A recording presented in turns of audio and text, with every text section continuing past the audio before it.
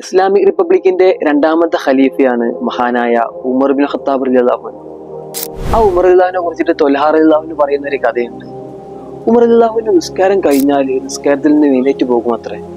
തുടർച്ചയായിട്ട് നിസ്കാരം കഴിഞ്ഞാൽ ഉടൻ നിസ്കാരത്തിൽ നിന്ന് എഴുന്നേറ്റ് പോകുന്ന ഉമർ റളിയല്ലാഹു എങ്ങോട്ടാണ് പോകുന്നത് എന്ന് അറിയാൻ വേണ്ടിയിട്ട് ത്വൽഹ റളിയല്ലാഹു ഉമർ ബിൻ ഖത്താബ് റളിയല്ലാഹുവിനെ പിന്തുടരുന്നുണ്ട്.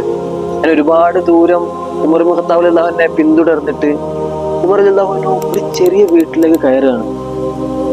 ഒരുപാട് സമയത്തിന് ശേഷം ആ വീട്ടിൽ നിന്ന് ഇറങ്ങി ഉമർ റളിയല്ലാഹു വിദൂരതയിലേക്ക് പോകുന്നുണ്ട്.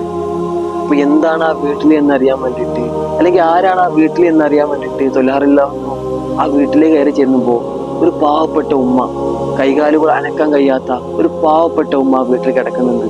ആ ഉമ്മയോട് ചോദിക്കുന്നുണ്ട്, എന്നും നിങ്ങളുടെ വീട്ടിലേക്ക് ഒരാൾ വരുന്നില്ലേ, അത് ആരാണെന്ന് നിങ്ങൾക്ക് അറിയുമോ എന്ന്. ഇടരുന്ന ശബ്ദത്തോട് കൂടിയിട്ട് ആ ഉമ്മ പറയുന്ന ഒരു മറുപടി ഉണ്ട്, എന്നും എൻ്റെ വീട്ടിലേക്ക് ഒരു വ്യക്തി വരുന്നുണ്ട്, കൃത്യസമയത്ത് വരുന്നുണ്ട്, കൈകാലുകൾ അനക്കാൻ കഴിയാത്ത എനിക്ക് ഭക്ഷണം പാചകം ചെയ്ത് ഭക്ഷണം വിളമ്പി തരുന്നുണ്ട്, എൻ്റെ വസ്ത്രങ്ങൾ കഴുകി വൃത്തിയാക്കി തരുന്നുണ്ട്. പക്ഷേ അതാരാണെന്ന് മാത്രം എന്നോട് പറഞ്ഞിട്ടില്ല, അതാരാണെന്ന് മാത്രം എനിക്കറിയില്ല എന്ന് ആ ഉമ്മ പറയുന്നുണ്ട്.